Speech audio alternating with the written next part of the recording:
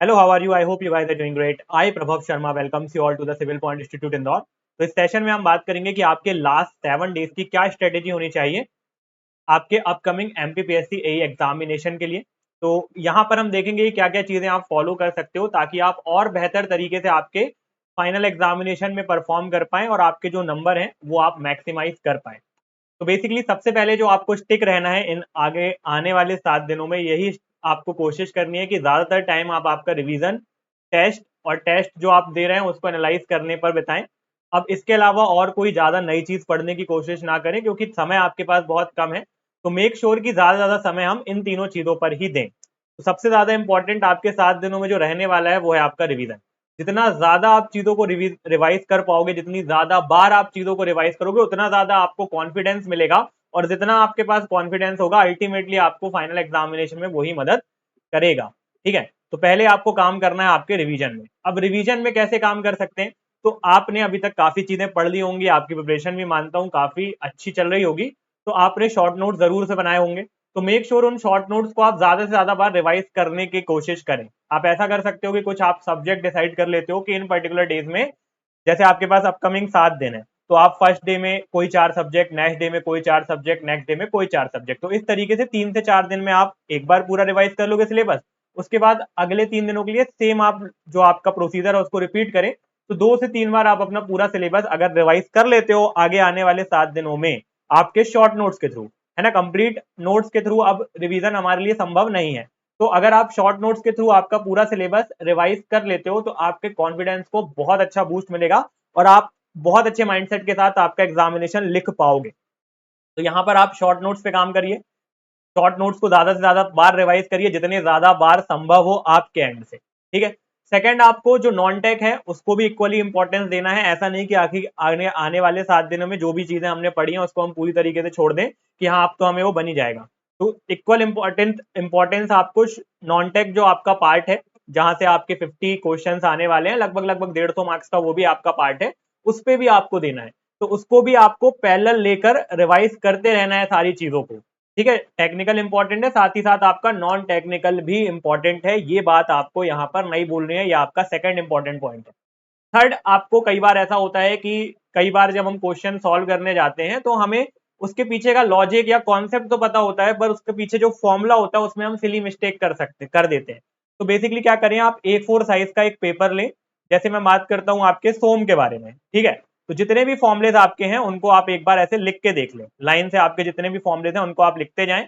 तो इससे क्या होगा कि आपका पूरा का पूरा सोम तो रिवाइज हो जाएगा, साथ ही साथ आपको जो फॉर्मुले नहीं याद है वो भी आपको पता चल जाएगा। मान लीजिए आपको कोई फॉर्मुला नहीं याद आ रहा है, तो उस फॉर्मुले को आप मार्क कर लीजिए और उसको एक बार रिवाइज करके फिर से उसको लिख लीजिए। तो इस तरीके से आपको कॉन्फिडेंस भी आएगा कि सोम के मेरे को इतने सारे फॉर्मुले आते हैं। हो सकता है 10-5 फॉर्मुले आपको ना आते हो, तो वो आप रिवाइज भी कर लोगे, तो आपको आपकी वीकनेस भी साथ ही साथ पता चल जाएगी, कौन सा फॉर्मुला आपको याद नहीं है।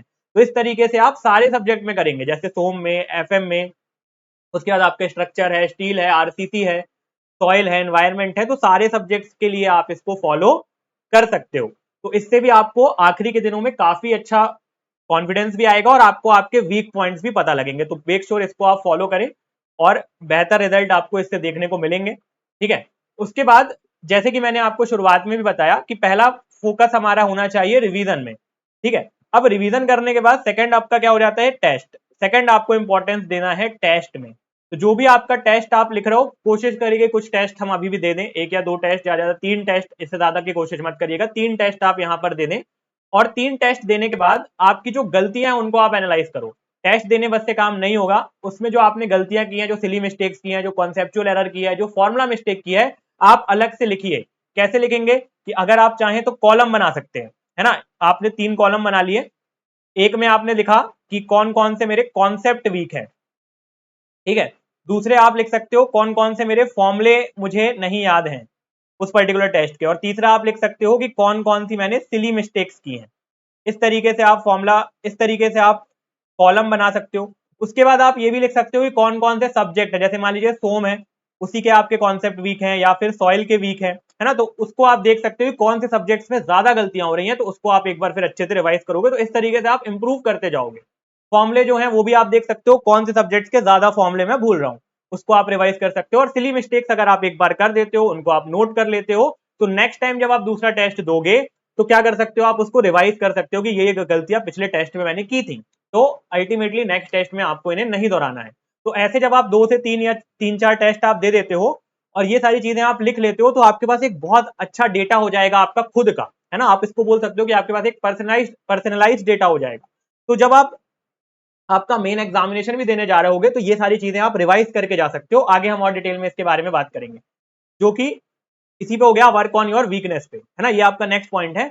तो जैसे मान लीजिए आपने टेस्ट दिए होंगे, हो सकता है कि आपने अभी कुछ और भी टेस्ट दिए हो, आपने हो सकता है कि 5-6 टेस्ट दिए हो, तो उसको आप उठाइए और उसमें देखिए कौन कौन सी चीजों पे कौन कौन से कॉन्सेप्ट, कौन कौन से फॉर्मुलाज और कौन कौन से जगह आपने सिली मिस्टेक्स की हैं, उनको आप नोट कर लिए। फिर उसके बाद क्या होगा कि जब आप फाइनल एग्जामिनेशन देने जा रहे होगे तो ये वाली जो आपकी मिस्टेक नोटबुक है ना, किसमें नोट कर सकते हो आप, इसको एक नोटबुक बना सकते हो जिसको आप नाम दे सकते हो मिस्टेक नोटबुक। तो इस मिस्टेक नोटबुक पे आप देख सकते हो कि क्या क्या गलतियां हमने की थी। तो एग्जामिनेशन में आपके दिमाग में रहेगा कि ये गलतियां मैं करता था, तो वहां पर उन गलतियों से आप बच जाओगे और 5 से 6 क्वेश्चन आप इसी कड़ी में आप सही सॉल्व कर पाओगे, है ना। तो ये बहुत इंपॉर्टेंट है, इस पे ध्यान देंगे। इसके अलावा अगर आपने अभी तक कोई भी टेस्ट नहीं दिया, वैसे उम्मीद करता हूं आपने काफी सारे टेस्ट दे दिए होंगे अभी तक, लेकिन अगर अभी तक आपने कोई भी टेस्ट नहीं दिया है तो कोशिश करिए आगे आने वाले 7 दिनों में कम से कम 3 टेस्ट आप लिखें, ताकि आपको आपकी गलतियां पता चलें, कौन से पॉइंट्स पे आपको काम करने की जरूरत है आप पता करें। इन 7 दिनों में आप कोशिश करें कि जो भी आपके एफर्ट्स है उनको आप मैक्सिमाइज कर पाएं, क्योंकि बहुत मेहनत आपने की होगी पूरे साल, लेकिन अगर आप टेस्ट नहीं देते हो तो आपको नहीं पता चलेगा कि कहां पे हमको काम करने की जरूरत है, और फिर वो कोई काम का नहीं रह जाएगा। क्योंकि जो असली आपको आपकी परफॉर्मेंस पता चलती है वो आपके टेस्ट से पता चलती है। कितना भी आपको नॉलेज है पर आप उसको इंप्लीमेंट कर पा रहे हो कि नहीं कर पा रहे हो, ये आपको आपके टेस्ट से ही पता चलेगा। तो कम से कम आने वाले दिनों में 3 टेस्ट आप देने की कोशिश करें। उसके अलावा अब आपके एग्जामिनेशन में काफी कम टाइम बचा हुआ है, तो आप अपनी हेल्थ को भी इक्वली इंपॉर्टेंस दें। बाहर का उल्टा सीधा ना खाएं, अच्छा खाना खाएं, अच्छे से सोने की कोशिश करें, है ना। अगर आप अभी तक 7-8 घंटे सोते आ रहे हो तो ये ना करें कि आप 1 या 2 घंटे सोने लगे, उससे आपके दिमाग में असर पड़ेगा और आपकी जो परफॉर्मेंस है वो डिग्रेड होगी, डाउन होगी। तो कोशिश करें कि अच्छी खासी स्लीप लें, जितनी भी आपके लिए जरूरी है। किसी के लिए 4-5-6-7 जो भी आपको लगता है कि आपके लिए नींद जरूरी है उतनी आप नींद लें। बहुत ज्यादा अपने आप को एग्जॉस्ट ना करें इन एंड पे, है ना। पढ़ाई के तौर पे कोशिश करें ज्यादा मैक्सिमाइज करें अपनी पढ़ाई को, पर स्लीप के साथ कॉम्प्रोमाइज ना करें, वरना आखिरी में आपको उसके डिसएडवांटेज देखने को मिल सकते हैं। और अपने ऊपर भरोसा रखें, आपने पूरे साल काफी मेहनत की है, काफी पढ़ाई की है, तो कोशिश भरोसा रखें कि आपने जो मेहनत की है वो सही डायरेक्शन पर की है। और आखिरी में कॉन्फिडेंस लूज करके या अपने आप को अपने ऊपर भरोसा न रख के कोई फायदा नहीं है। अगर आप अपने ऊपर भरोसा रख के कॉन्फिडेंस के साथ एग्जामिनेशन देने जाते हो तो 100% आपको एक बेहतर रिजल्ट और आपके तरीके का रिजल्ट देखने को मिलेगा। ये कुछ बातें हैं जो आप ध्यान रखें अपने आने वाले 7 दिनों में। तो उम्मीद करता हूँ अगर ये सारी चीजें आप फॉलो करते हो और तो डेफिनेटली आपको एक अच्छा रिजल्ट देखने को मिलेगा। तो जो बातें मैंने कही हैं एक बार फिर से रिवाइज कर लेते हैं, एक बार फिर से देख लेते हैं। ज्यादा टाइम आपको रिवीजन में देना है, टेस्ट और एनालाइज, शॉर्ट नोट्स पे काम करना है आपको, आपके नॉन टेक को भी इक्वली इंपॉर्टेंस देना है। फॉर्मुला रिवीजन आप करिए जितना ज्यादा से ज्यादा कर सकते हैं, जितना ज्यादा आप लिखेंगे उतना ज्यादा आपको कॉन्फिडेंस आएगा और उतना ज्यादा आपको अपने ऊपर फेथ बढ़ेगा।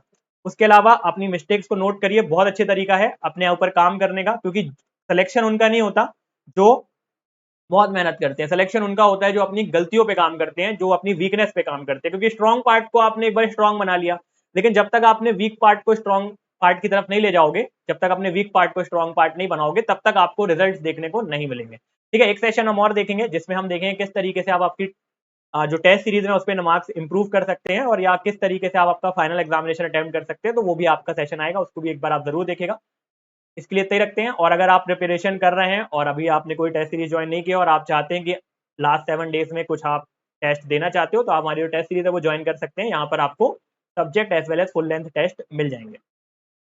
चलिए, तो इस सेशन के लिए उम्मीद करता हूँ सेशन पसंद आया होगा। अगर सेशन पसंद आया तो you can like the session, अगर पसंद नहीं आया है तो you can dislike the session. कोई भी क्वेरी या कोई भी सुझाव है तो you can always comment that on the comment box. अगर अभी तक आपने चैनल को सब्सक्राइब नहीं किया है तो प्लीज मेक श्योर दैट आप चैनल को सब्सक्राइब कर लें और don't forget to press the bell icon. मिलते हैं नेक्स्ट सेशन में, तब तक के लिए take care and have a great day.